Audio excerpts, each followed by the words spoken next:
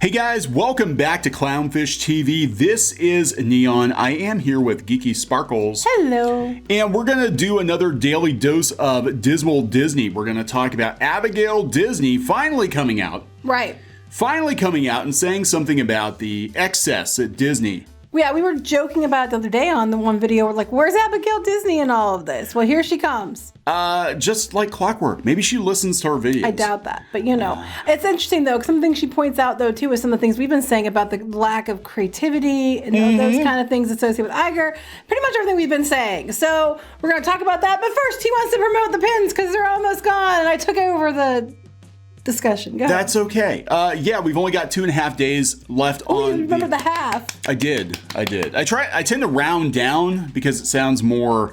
Hurry. But yeah, 2.5 days. If you don't get them this time around, I don't know how many we're going to have. So if you want to get the Kneon and Geeky color avatar pin set, I will put a link in the comments. I'll pin it to the top. You've only got 2.5 days. Also, subscribe to the channel if you haven't done so already, guys. It definitely helps us grow. Yes. We're over 160,000 subs, hoping for 200,000 soon. That'll be our next big milestone, I think, is 200,000. So thank you so much for that. 200,000 is almost 250,000. Almost, as my mom pointed out. Almost. My mama sparkles. Oh, she did? She's very excited. She's like, when you hit 250,000, you're going to be at 250,000. And then we'll be bugging people to get us to 500,000, and then right. That's how this works. Just subscribe. It's never enough. Never enough for Clownfish TV. So Abigail Disney, right? We've been talking about the situation with, we talked about Sandra Kuba, who was the Disney whistleblower. Yes. And, there is a GoFundMe out there for her. Now, to back it up a little bit, she was a Disney accountant. She brought up some anomalies in their accounting practices, claiming that Disney was overinflating its revenue by billions of dollars.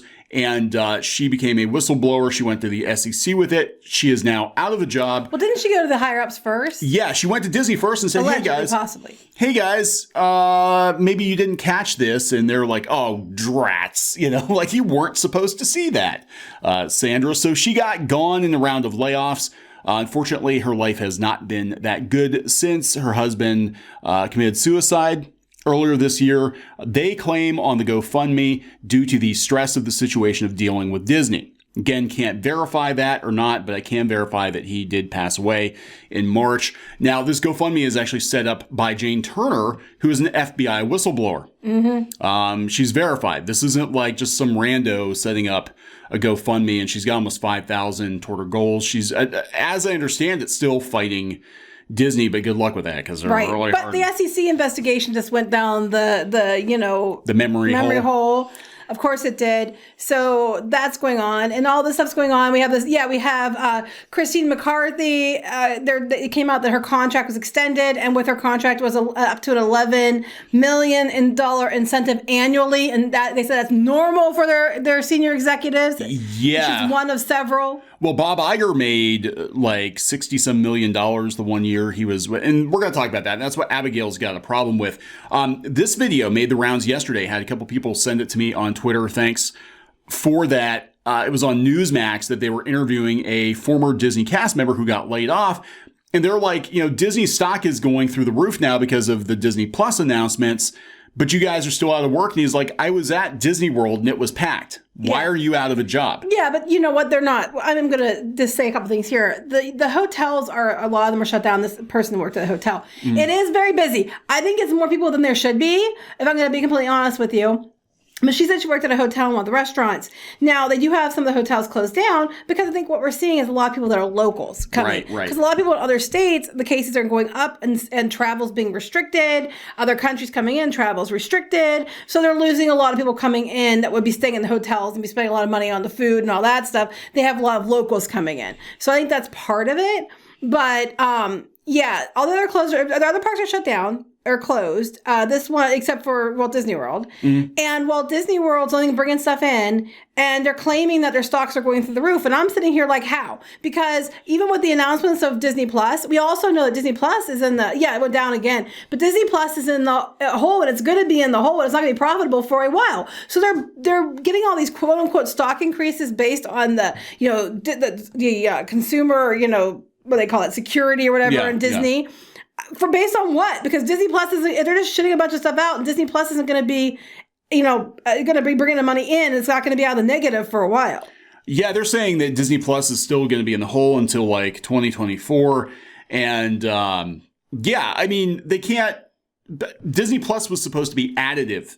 It's not the end-all be-all of Disney. It was supposed to be an extra perk that they were going to take a few years and ramp things up. Right. They're putting all their eggs into one basket, which is really stupid. Especially with the streaming wars now, because there's so many competitors coming in. Now, granted, they don't have Star Wars, they don't have Marvel, they don't have whatever, but still, there's a lot of... but Disney's mismanaged those things. They have. And but there are a lot of competitors coming into this space, and they don't have... going for them what they had going for them last year, which was a whole bunch of billion-dollar box office hits, theme parks, doing really well, cruise lines down. I mean, and what they do when they had an excess of money, they stock buybacks, a bunch of dividends paid out, a bunch of bonuses paid out. And now that they come into this year, now, of course, no one's going to be able to predict what happened this year. I mean, it wasn't something that people could have foreseen, but they could have foreseen that a downturn at some point and had started putting stuff away instead of just, doling it all out to each other. Yeah. And that's what Abigail Disney has a problem with. Even Hollywood Reporter is covering it. Disney needs to be saved from itself, says Abigail Disney. I agree.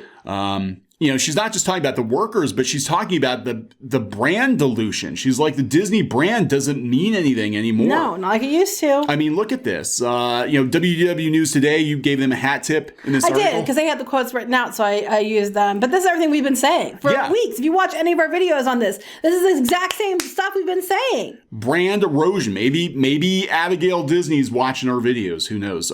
We were actually hoping she would step in now. She's not stepping into the Sandra Kuba situation because that is a legal minefield. You know what's interesting about the brand thing, about the brand? A couple things here. One, Disney's banking on brand. But what's funny was there was a lawsuit over in Orlando about what the hotels were assessed at for taxes. Okay. Yeah.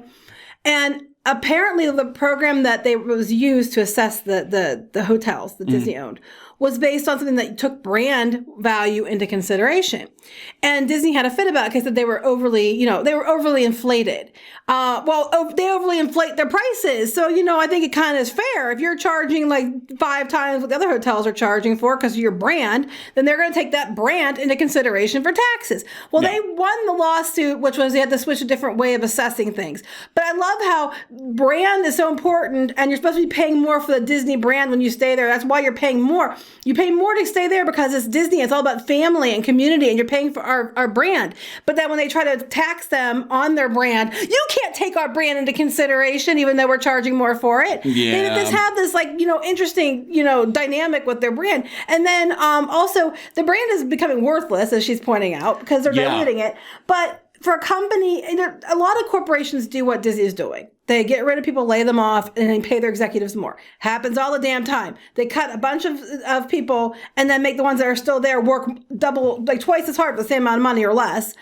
This is normal. I'm not saying it's okay. I'm just saying it's normal. But Disney is supposed to be the Disney difference. You're supposed to trust Disney because they're about family. They're about the Disney difference. And they are just the same as every other damn corporation out there, which is what we've been saying. Yeah, and that's what they were pointing out in this newscast too. That the anchor was like, Disney's all about family, and they have this perception that they're a family-friendly brand. They care about their workers. Everybody's a big family. When we were even in the media with Disney, they kept referring to us as being part of the family, the extended family. So you look at this and the actual Disney family is calling them out in their bullshit. Right. Yeah. And it's just like, the whole thing's a load of crap. And it's everything we've been saying. So let's read a couple of these quotes here. You cherry picked a couple from her. Well, no, interview. they had some of them on WDW News Today. And I didn't want to take all their quotes because I want people to go read their article. Because, that's just fair. And I wanted to cite them. But here are some of the ones that she had said that go along with what we've been saying. She said, I don't believe that the company and the magic can survive this kind of corporate behavior. I don't think that the brand, as solid gold as it is, will last. It is the kind of brand that is so enormous and all-encompassing, and people invest so much into it. I don't think it will erode slowly. It will fall over like a great sequoia.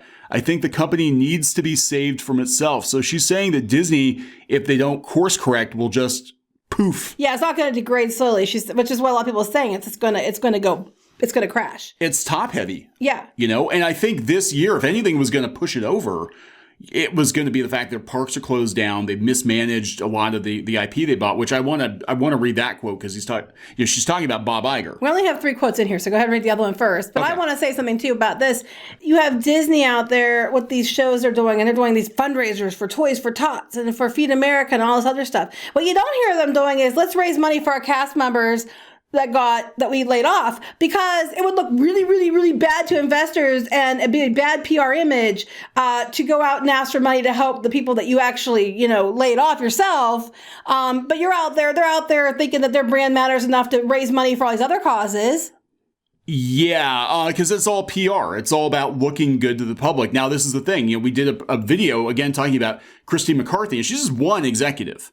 But her bonus, her alleged $11 million bonus, would actually run the cast member food pantry for like 10 years. Mm-hmm. If you math it out. She's one person. And she's one person.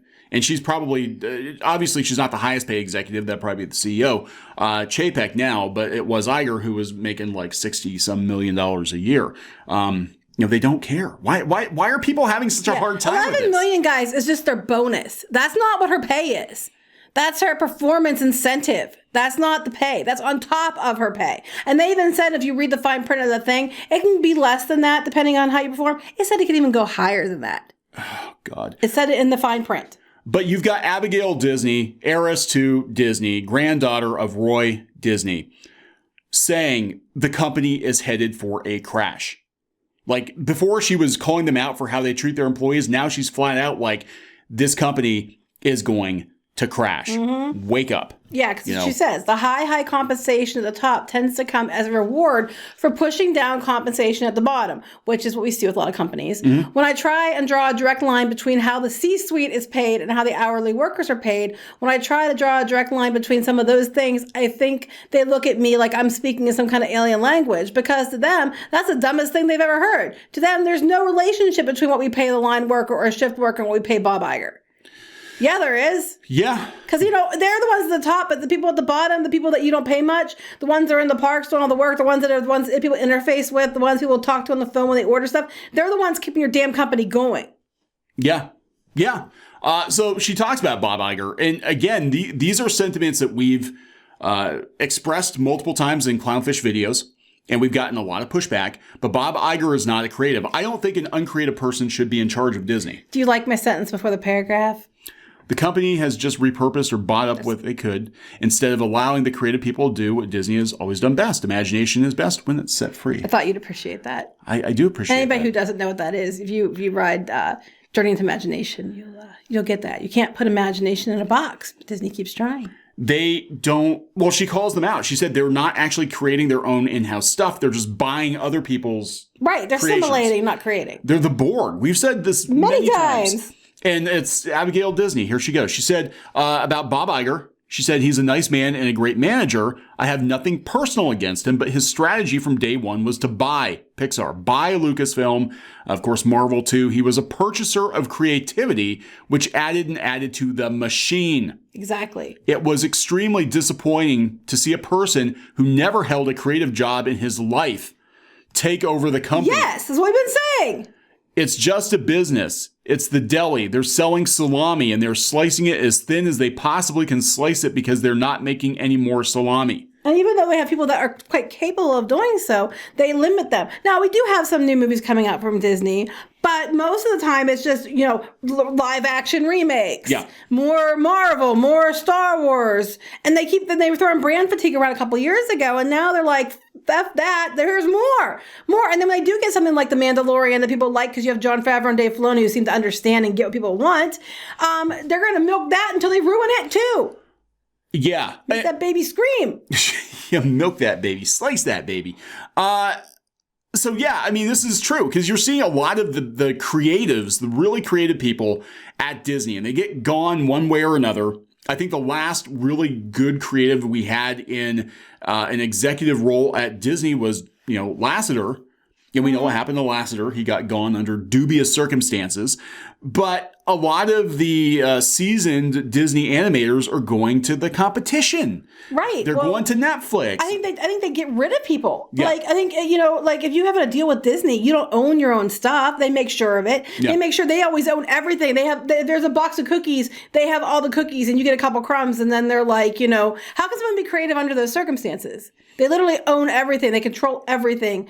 We saw it with writers who aren't getting paid. We've seen it with different things that Disney just makes sure that they control every element of it. They can do whatever the hell they want. I mean, to be fair, this is kind of, a pattern, though, that goes back decades with Disney where, they had the Disney brand and even the comic strips and the comic books you worked on for Disney, you weren't allowed to sign your name to. It was apparently Walt Disney was creating everything himself. Yeah, that's true. But, yeah, it is a machine. She's right. Disney is not. And this is, again, why we talk about so much, having worked in and around the Disney company as long as we have, having loved Disney as much as we have over the years, there is a definite change in this company. And I'm sorry if pixie dusters don't want to hear it, but in the last 10 years, the company might have exploded financially because of, the box office and all this other stuff going on, and now Disney Plus, but it lost its soul in the process. Right. It really did. The company doesn't have a soul anymore. No. It's just a Even if machine. you make a movie called Soul, doesn't mean that you have it. It doesn't. So very interesting to see her call it out. You go on to talk about brand fatigue with the acquisitions, and they're not producing anything in-house. Actually, what happened, as I understand it, with Tron, they were trying to position Tron when they brought it back with Legacy to be another tentpole franchise for them going forward. But they did the same thing they did with Star Wars. Let's make Tron without Tron. Yeah, I know, right? But what happened was they had the opportunity to buy Lucasfilm, and after that, that's why Tron got sidelined. They're like, well, we're going to really push Tron. We had a series. We're going to make our own stuff. Oh, we can just buy Star Wars? Shortcut? Yeah, we can do that. We're going to do Star Wars, and then we're just going to just, do what we're going to do to Tron. We're going to do Tron to Star Wars. Yeah. And it's bit them in the ass. Yeah. Yeah, and look, she's right. They're not making anything new. They're just slicing the meat as thin as they can, and they're bleeding the consumers. They're punishing the employees for their executives' greed. They did try to do new things for Star Wars, or things that they buy as franchises, and they do try to do things that are quote unquote new, but they do them in a way that doesn't fit the product. They try to do it their way, but their way isn't what the IP was based on. And instead of trying to adapt and being people that understand that, like they're starting to do now, they just try to do it their way and make all the changes because we're Disney and we can. And they found out this stuff, it just bit them in the ass. And that's part of the reason why they're in the position they are now. People weren't buying the toys. They took a bath on that. They took a bath on lots of things and now they're doubling back down on classics because that's what people want because they don't like your version. Yeah, so we have to go back to the old well now because we've forgotten how to make new things, great things. You poisoned the one well, so now you're trying to dig a way around that well to get back to the old one. Yeah, so the damage might have been done, I think, to Star Wars and to Marvel for a lot of people. I don't know. That's a whole nother video, though. We're going to talk about Star Wars. We're going to have Toy Story 5000. Toy Story 5000. Toy Story 9000. That's right. But, yeah, and I'm also disappointed that we don't have a Disney on the board anymore. Like, it's a Disney company. I mean, how frustrating would that be to be like, my name is on this company, but there's nobody from my family associated with it. Yeah, and if you have to watch it that represent you in such a way, I wouldn't be hyped about it either. No. So good on her for speaking out. Gonna wrap this one up? Yep. Okay, so please subscribe for more pop culture news, views, and rants. Go out to piratesandprincesses.net for more objective Disney news. Geeky runs that blog, and we'll talk to you guys later. Bye.